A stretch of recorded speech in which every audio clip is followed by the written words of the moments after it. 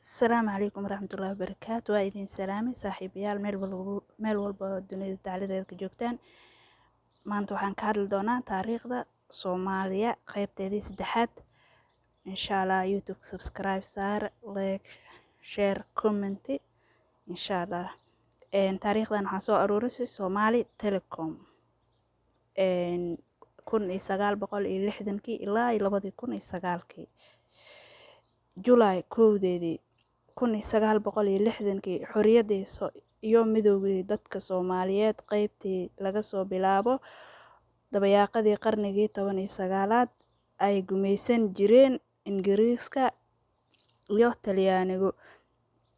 July 1 1960 madaxweynihii ugu horreeyay ee Soomaaliya waxaa noqday Aadan Cabdulle Cismaan Daar Aadan Cadde,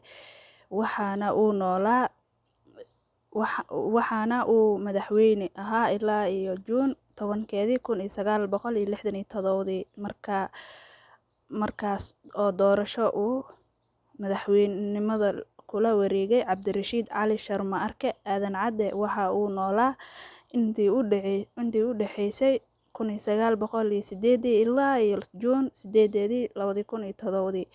January 1962 Nelson Mandela ayaa u mahadceliyay 4 waddan oo ay ka mid tahay Soomaaliya. Mandela waxa uu ka khudbeynayay shirkii Pan African oo lagu qabtay Addis Ababa, isagoo u mahadceliyay 4 dal ee Afrika xilligaas oo ka mid ah dalalka xorta ah, kuwaas oo kulankaas joogay, kuwaas oo ahaa Soomaaliya, Itoobiya, Suudaan iyo Tanganyika.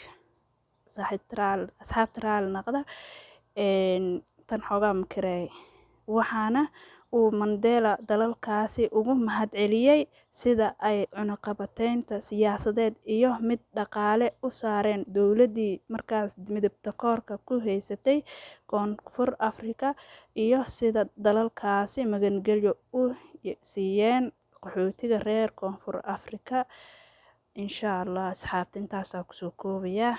Marka waxaan idin rajaynayaa kheyr iyo caafimaad, anakoo nabad qabna, idinkoo nabad qaba, isku soo noqono insha Allah asxaabta. Bye bye.